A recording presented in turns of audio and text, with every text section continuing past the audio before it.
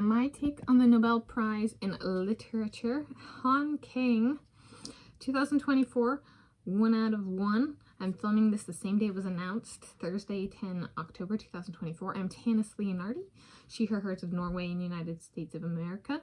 I'm talking through the Han Kang, she, her, hers of South Korea, Nobel Prize in Literature, Year of Award 2024.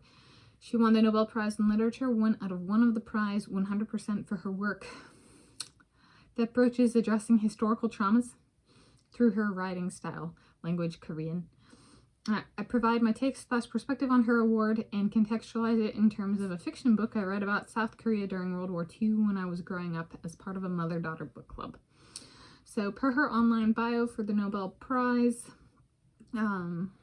website, she was born, since I do cover sports on this channel, though I don't know if I've covered results from that, but there are sometimes sporting competitions held in the city where she was born, Gwangju, South Korea.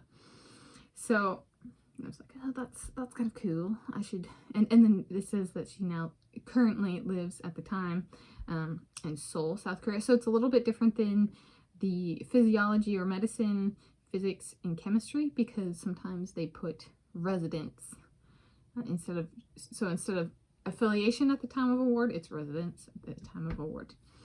So there we go.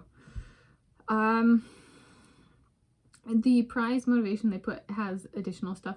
I'm trying to put it in my own terms that I can understand. And so I was thinking, I was like, okay, I saw this and I was like, do I have, since I do not know the Korean language and I have not read her work, can I provide context as to what that might be like in terms of my own reading experience? And so when I was growing up, I was part of a mother-daughter book club, and somebody chose as their book When My Name Was Kyoko, and it was about South Korea in the invasion by the Japanese during World War II, and how they were forced to change to take on like a Japanese name and stuff like that. And and I was like, I see, for me, when I read that book, I remember being like, there is a very real lack of like the Korean perspective on what happened during World War II.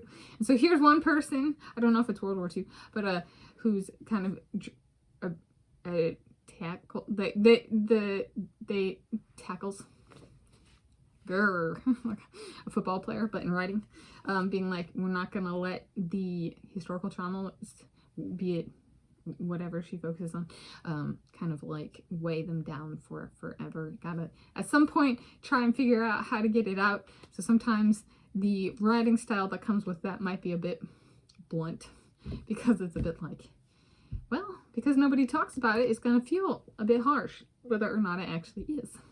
Right, that kind of thing. Or it's not talked about as much as it should. So, good applause.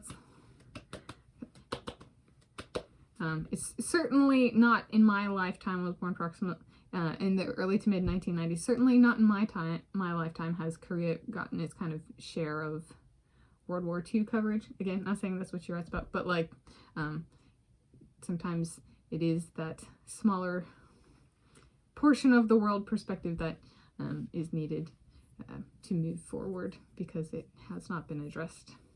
Right? It makes the breakthrough regions much smaller, kind of thing, from my perspective. So there we go. That's my take on the Nobel Prize in Literature, Han Kang, 2024, 1 out of 1.